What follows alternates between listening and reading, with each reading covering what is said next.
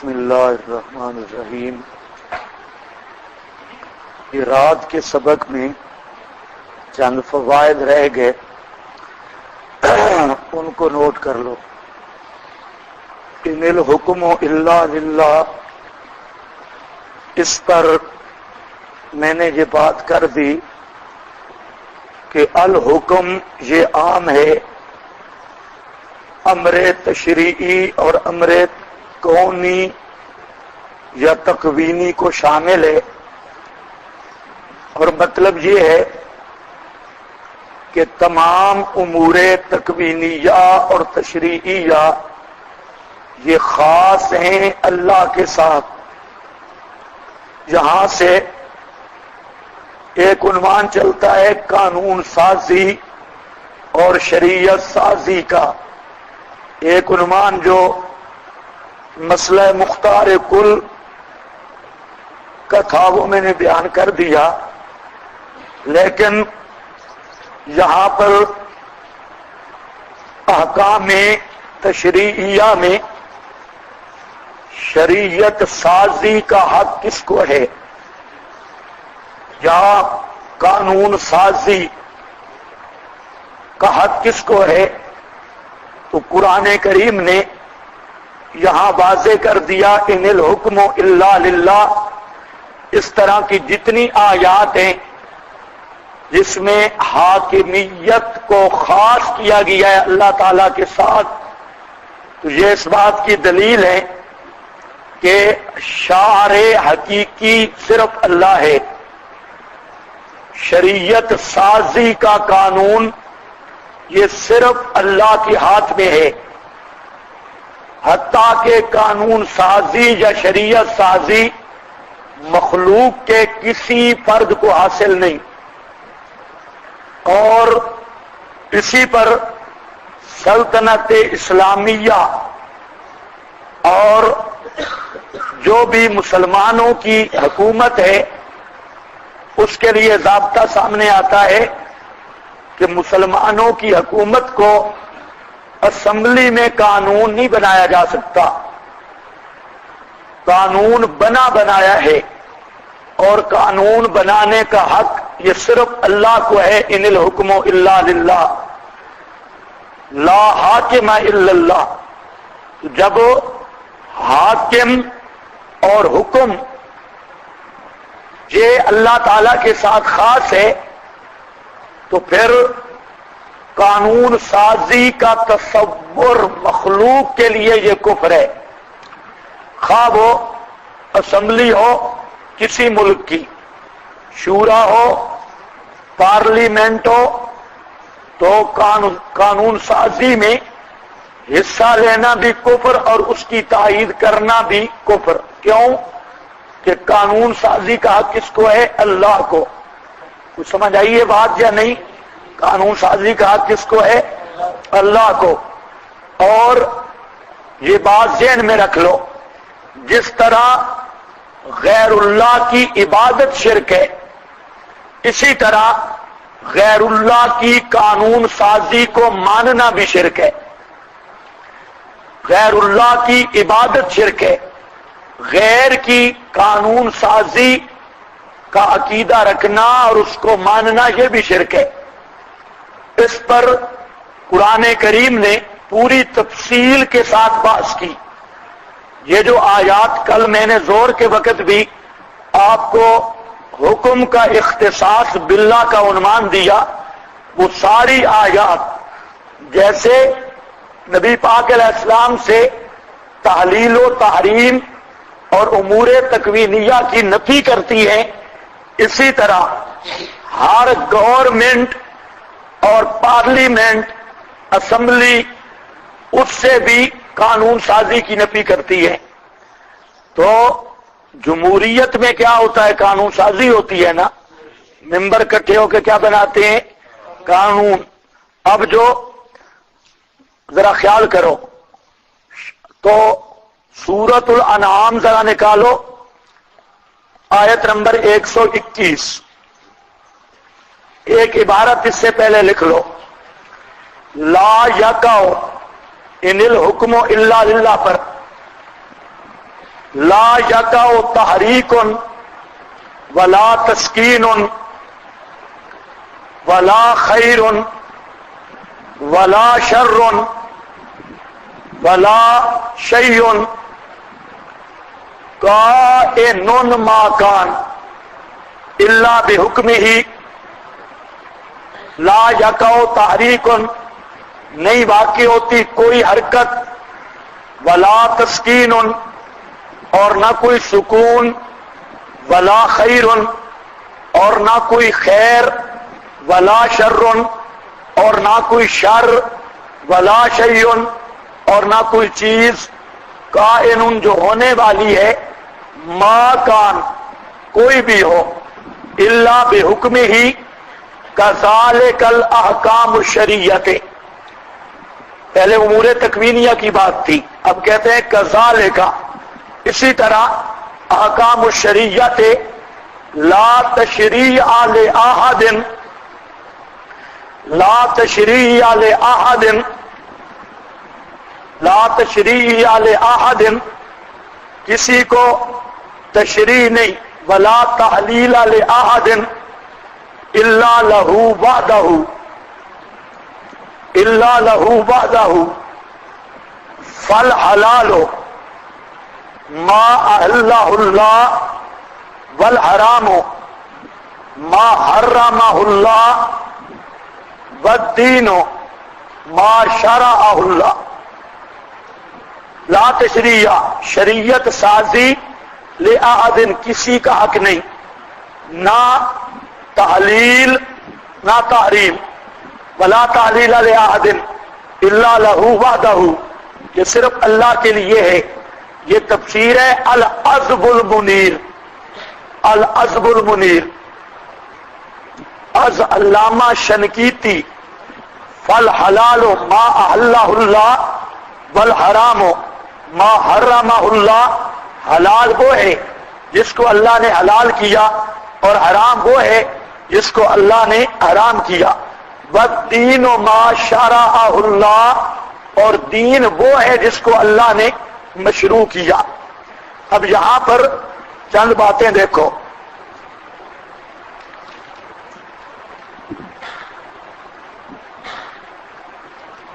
اچھا، اس پر ام لہم شرکاء شرعوا لہم من الدین ما لم یأذن بہ اللہ. یہ آیت بھی دیکھ لو. ام لہم شرکاء کیا ان کے لیے کوئی شریک ہیں جنہوں نے ان کے لیے دین مقرر کیا؟ تو اس لفظ پہ غور کرو کہ شریعت سازی اللہ تعالیٰ کا حق ہے.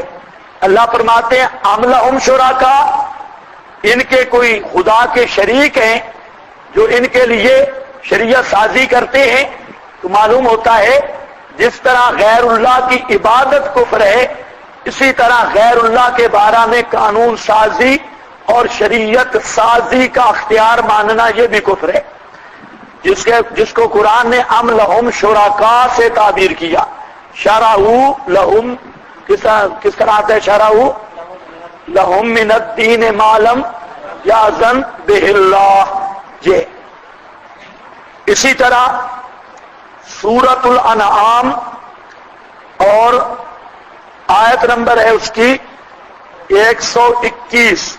جلدی ذرا نکالیں. ہاں بھائی بتاؤ.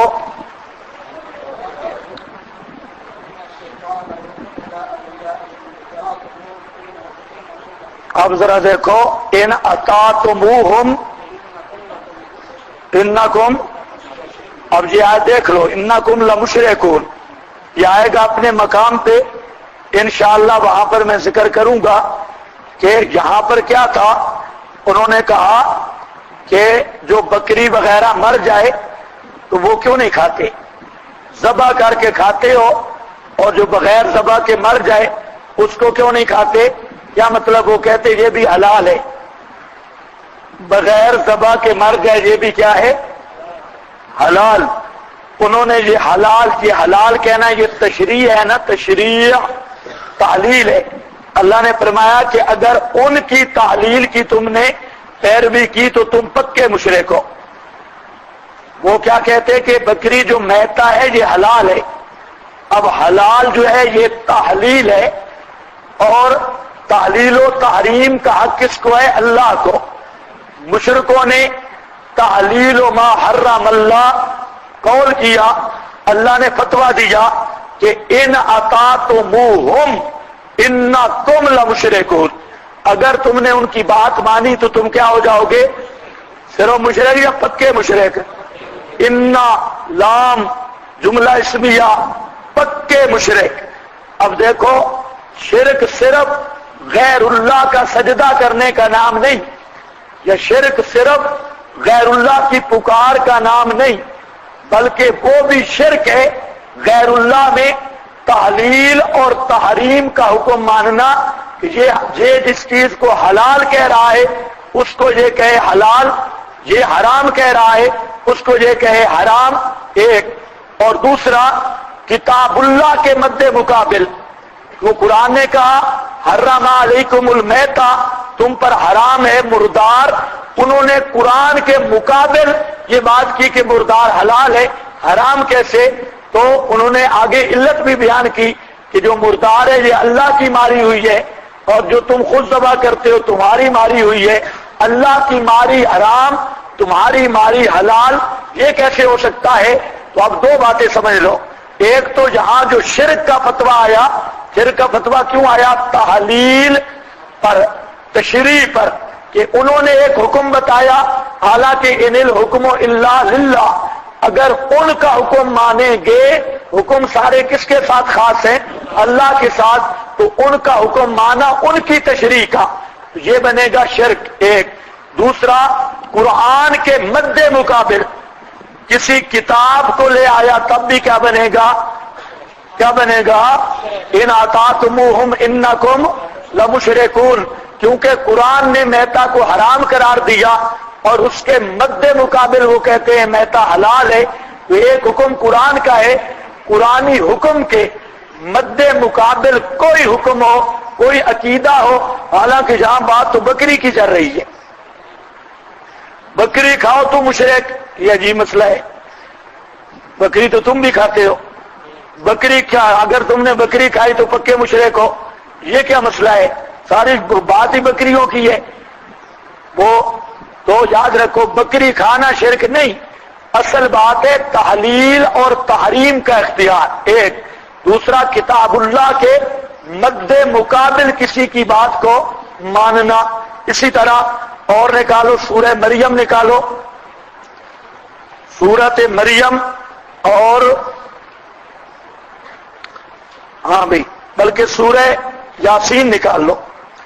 سورہ یاسین، اس کو عنوان دینا ہے کہ غیر اللہ کے لیے شریعت سازی یا قانون سازی کا اعتقاد کفر ہے. ہاں بھائی دیکھو سورہ یاسین آیت نمبر 60، 900 صفحہ، جلدی بھائی. اب یہاں پر دیکھو یہ آ رہا ہے الم احد الیکم یا بنی آدم، میرے پاس 899 صفحہ ہے یہاں سے اور 900 آگے. لا تعبدوا الشیطان انہ لکم عدو مبین ان اعبدونی ھذا صراط مستقیم. اب یہاں پر لفظ آ رہے ہیں لا تعبدوا الشیطان، شیطان کی عبادت نہ کرو، شیطان کی عبادت نہ کرو. ہم نے یہ آج دیا تھا کہ شیطان کی عبادت نہ کرو. کیا مطلب؟ شیطان کو کس نے پوجا ہے؟ یہ اکثر مشرک شیطان کو پوجتے ہیں. یہاں تو آپ تعویلیں کرتے ہیں فلاں شیطان جو کرتا ہے، وہ تو سب تعویلات ہیں، لیکن سیدھی بات ہے کہ شیطان کی پوجا شیطان کی اطاعت ہے، اور اطاعت ہے ما انزل اللہ کے مد مقابل. بعض چیزیں اللہ نے حلال کی اور حرام کی، اس کے مد مقابل بعض چیزیں شیطان حرام کرواتا ہے. مثلا ابھی تحریمات عباد کی بات ہے تو وہ شیطان کی حرام کردہ چیزیں ہیں، مشرکوں کے ذہن میں شیطان ڈالتا ہے کہ یہ حرام ہے. اب غیر اللہ کی تحریمات یہ شیطان کا حکم ہے، اور ان کا توڑنا یہ اللہ کا حکم ہے، اسی کو سمجھ لو۔ اب جو شیطان کا حکم مان رہا ہے وہ کیا ہے؟ شیطان کا عابد ہے، عابد الشیطان ہے، اور اس پر بھی ان اطاعتموہم انکم لمشرکون، اسی مضمون کی آیت ہے کہ ہم نے تم کو روکا تھا اس شیطان کی عبادت نہیں کرنی، یعنی شیطان کے نظام کی اطاعت نہیں کرنی، جو نظام شیطان ہے اس کی طاغوتی نظام کی اطاعت نہیں کرنی، اس کو تسلیم نہیں کرنا۔ تو جو بھی طاغوتی نظام کے تابع ہے وہ شیطان کا عابد ہے، اور طاغوت جس شکل میں ہو، فرنگی کی شکل میں ہو یا فرنگی کے غلاموں کی شکل میں ہو، جہاں پر بھی دجال کا قانون ہے اور دجالی نظام، طاغوتی نظام، اس کے جو زیر سایہ ہے وہ عابد شیطان ہے۔ ایک تو ہے کہ آدمی دل سے نفرت کرے اور اس کو مجبوری سمجھے اور دل سے اختیار نہ کرے، تجھے اس حکم میں نہیں ہوگا، اور ایک ہے کہ خوشی سے سارے طاغوتی اور شیطانی نظام اس کو تسلیم کرتا ہے، تو وہ بھی اسی کا مصداق ہے، لا تعبدوا الشیطان۔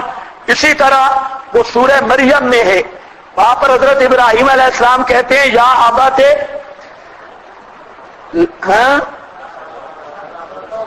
لا تعبد الشیطان، وہاں پر بھی یہ شیطان کی عبادت نہ کر۔ حالانکہ آزر کب شیطان کی قبر کو پوجتا یا شیطان کو سامنے پوجتا، تو کہتے ہیں شیطان کی عبادت نہ کر۔ کیا مطلب ہے؟ کہ اللہ کی جو رضا کے راستے ہیں وہ متعین من اللہ ہیں، ان الحکم الا للہ، اپنی طرف سے راستے نہ بنا، کیونکہ اپنی طرف سے جو راستے بنائے گا اسی کا نام ہے شریعت سازی، اور شریعت سازی کا حق ہے اللہ کو، ان الحکم الا للہ۔ اگر تو شریعت سازی بنائے گا خود تو یہ ہوگی تحریک شیطان، اور یہی بن جائے گی عبادت شیطان۔ قرآن پاک نے یہ مستقل مضمون چھیڑا ہے کہ شیطان کی بات ماننا یہ شرک فی الحکم ہے، شرک فی الحکم۔ جا اتخذوا احبارهم ورهبانهم اربابا من دون اللہ، بار بار پڑھتے ہو، تو وہاں پر بھی کیا تھا کہ انہوں نے مولوی اور پیروں کی بات مانی تحلیل و تحریم میں۔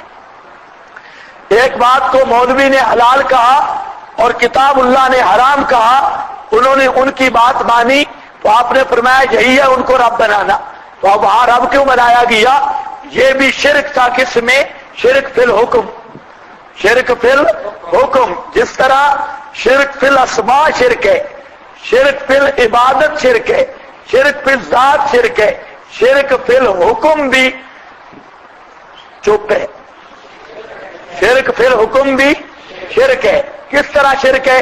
شرک فی الحکم میں بتا رہا ہوں کہ نظام الہی اور شریعت الہی کے مد مقابل کسی کی تشریع کو ماننا اور اس کی اطاعت کرنا، کسی وہ شیطان کا نظام، طاغوتی نظام، دجالی نظام، اس کو دل سے حق سمجھنے والا یہ بھی اسی طرح مشرک ہے جس طرح عابد صنم مشرک ہے۔ لا فرق بین الدجالی و عابد الصنم، دجالی اور عابد صنم کے درمیان کوئی فرق نہیں ہے۔ ایک تو ہے نا دجال آئے گا، وہ تو ایک مخصوص ہوگا، اور ایک ہے دجالی نظام۔ آپ یہ نہ سمجھے کہ دجال آئے گا، اس وقت آپ کا مقابلہ دجال سے ہے، اور جتنا یہ کفر کا نظام ہے یہ سارا دجالی نظام ہے۔ اور وہ جو آتا ہے کہ اکثر لوگ دجال کے پیروکار بن جائیں گے، تو اب ذرا دیکھو اپنے حالات، ملک کو دیکھ لو، کتنے لوگ خدائی نظام کے تابع ہیں اور کتنے لوگ دجالی نظام کے تابع ہیں۔ اگر آپ اس کا جائزہ لیں گے تو ان احادیث کو سمجھنا مشکل نہیں ہوگا کہ دجال آئے گا تو اکثر لوگ دجال کے ہاتھ پہ بیعت کریں گے۔ تو اب دیکھ لو ابھی سے اکثر لوگ جو دجالی نظام کو مان چکے ہیں، آپ جو جدا ہونے والے ہیں یہ 2% بھی نہیں، یہ 2% بھی نہیں، 98% لوگ دجالی نظام کو تسلیم کر چکے ہیں۔ اور اسی میں اپنی عافیت اور نجات سمجھ چکے ہیں. تو دجالی نظام کے مد مقابل قرآنی نظام ہے، نظام الہی ہے. تو بہرحال خلاصہ یہ نکلا کہ ان الحکم الا للہ میں جس طرح غیر اللہ سے مختار کل کی نفی ہے اس مسئلہ میں، اسی طرح یہی آیت اس چیز کی بھی بنیاد ہے کہ شریعت سازی یہ اللہ کا حق ہے، اللہ کے علاوہ کوئی شریعت سازی کا حق نہیں رکھتا. قانون سازی ہو، قانون بنانا ہو تجھے من جانب اللہ ہے. جو لوگ کہتے ہیں ہم قانون بنائیں گے تو اصل کافر یہی ہوتے ہیں. خیال آ رہا ہے یا نہیں آ رہا؟ اور سمجھ گئے یا نہیں سمجھ گئے؟ ڈھیلے ڈھیلے. اور ساتھ مسئلہ آیا کہ قرآن کے مقابل جو کتابڑیاں پیش کرے، ان اطاعتموہم انکم، اب یہ فتویٰ میرا تو نہیں ہے نا، ان اطاعتموہم نہیں تو اس کا کوئی جواب دو مجھے. خدا کہے حرمت، یہ کہے نہیں حلال ہے. اب خدا کی حرام کے مقابلہ میں کرے حلال، تو کوئی اس کی اتباع کر تجھے ہے شیطان، اور اس کی اتباع کرنے والا ان اطاعتموہم انکم لمشرکون. میرا خیال ہے انا اور لام ہے صوفیوں کے لیے. آپ نے پڑھا ہے مختصر معانی میں تاکید وہاں آتی ہے جہاں کوئی انکار یا احتمال انکار ہو، ورنہ جہاں انا اور لام لانے کی کیا ضرورت تھی؟ اللہ کو پتا تھا کہ یہ آئیں گے بیچارے. او کہنا کسی کو کچھ نہیں، ہاں کچھ نہیں کہنا، صرف پکے مشرک ہے، کہنا کچھ نہیں. انا قوم لا مشرکون. اس پر بہت ساری آیات ہیں جی، بہت ساری آیات. یہ انعبدونی وہی جو سورہ یاسین میں ہے، اس کا مطلب ہے اتبعوا تشریعی. لا تعبدوا شیطان کا معنی ہے لا تتبعوا تشریعہ، شیطان کی تشریع کو نہ مانو، میری تشریع کو مانو. یہ سورہ یاسین ہے اور